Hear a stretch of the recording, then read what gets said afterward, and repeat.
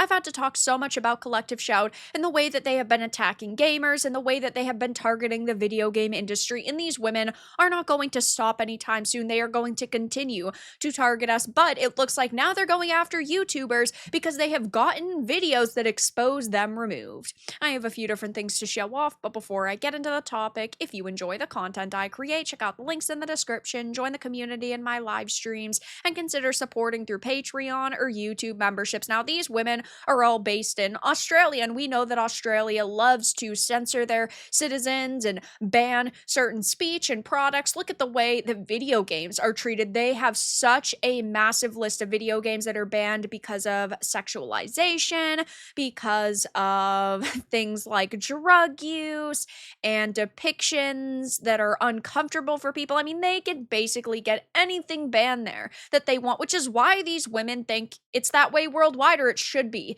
that way worldwide. And that's why they have been going after video games so harshly. I mean, they have been really ever since Gamergate 1, and they failed to make a wave.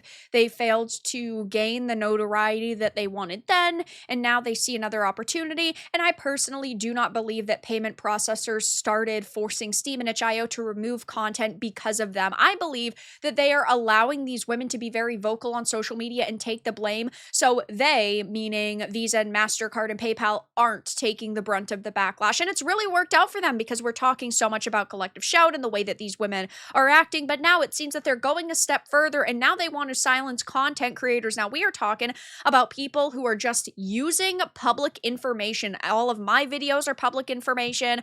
All of Hypnotics or public information, Savvy's posts, and even Smash JT. So it says breaking. Collective Shout Karens got my video exposed to feminist group behind Steam censorship. Also shields PDF files blocked in Australia over defamation claims. All I did was investigate their shady tactics and read tweets about how they allegedly manipulate payment processors. It's not even that edgy of a video. It's not a shocking video. It's not like there's gore or violence shown in it. It's not like there's sexualization of certain people shown in it. It's just him going through information that we have at our disposal. And now YouTube's systems, right, are being manipulated by these people. It says, "Hi, Smash JT. We have received a defamation complaint regarding your content. After review, the following content has been blocked from view on the YouTube country sites listed below." And of course, it is in Australia, so it's not like it is worldwide. It's not like this video was completely taken down, which is good. But we know that these people are now willing to go a step further and try to silence individual commentators who they don't like exposing them, which puts a lot of people at risk, right? My channel, X accounts as well, like Savvy's or like Smash JT's. And it really just goes to show that these people, of course, we already knew this, they don't want to have conversations and discussions or debates. They just want to be the last man standing, right? They want their opinions to be the norm. They want their stances to be accepted by everybody. And if you don't accept them, you're a sexist, racist, bigot, homophobe, all these different things.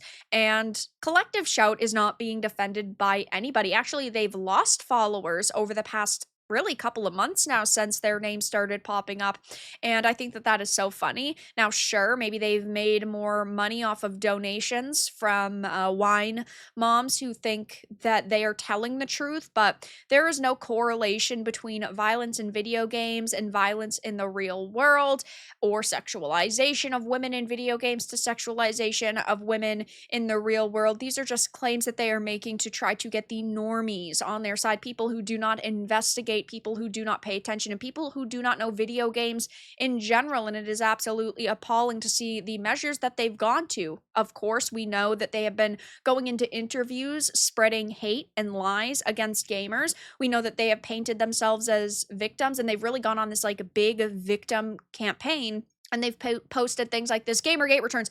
I'm sorry to these women that they are so bad at their activism that they call themselves out, because Gamergate 2 started in 2024. Gamergate already had returned. So Online Hate Prevention Institute condemns online abuse of our team. And sure, I do not think that these women should be receiving death threats or are threats. I don't think that anybody should be doxing them, nothing like that. That is not okay. That's vile. But on the flip side, criticism is not hatred and harassment, and criticism is not illegal. And that is the mentality that these people have.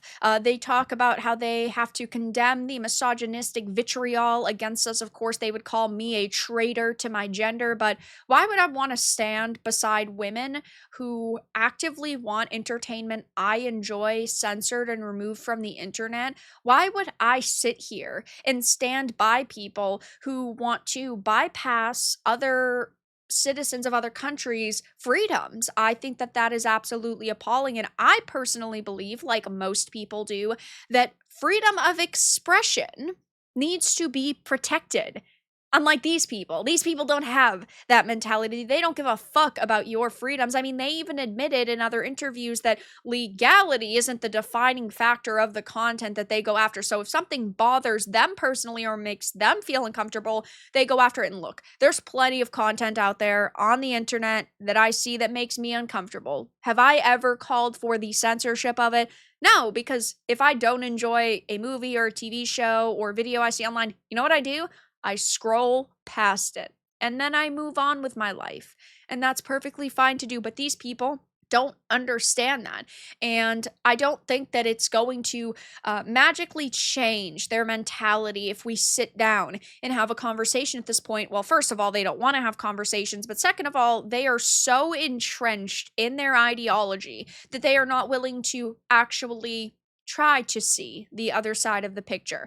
I personally don't care about sex simulator games. I don't play them, I don't buy them, but I am going to sit here and defend them tooth and nail because the developers and the creatives have a right to make that content and people have a right to consume that content, and that is perfectly fine with me. But of course, they want to paint you all as pedophiles and abusers. They even said that, yeah, basically all gamers are abusers, which is terrible. But now they're getting content removed off of platforms like YouTube in Australia and having that content hidden because they are claiming it's defamation. And of course, Smash JT's response is really clear, concise, to the point. This video is a news story and commentary piece based on tweets supporting evidence of a concerning situation involving a group known as Collective Shout. It has been clearly framed as reporting on ongoing industry rumors and public concerns. At no point did I state any claims as fact with intent to defame. Instead, I investigated and reported on tweets available from various reputable personalities commenting in a situation.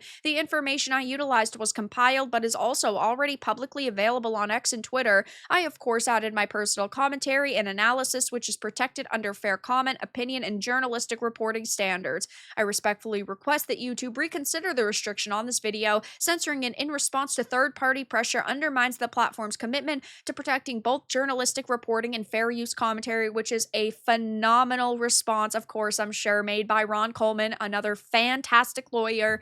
And he also went on to talk about, the First Amendment and it constituting news reporting and commentary, which is protected under like the Defamation Act, Fair Comment and Honest Opinion Doctrine, Uniform Defamation Laws Reform. So I'll be keeping my eye, of course, on this situation and following it very closely. I'm curious to see if YouTube will actually wipe this defamation complaint or if it will go any further than this. But for now, that's all that I really had to discuss in this video. Let everyone know your thoughts in the comments below. If you found this important and informative, make sure to give it a like. And if you didn't, give it a dislike. I appreciate your support either way, but I'll talk to you all again in the next video really soon.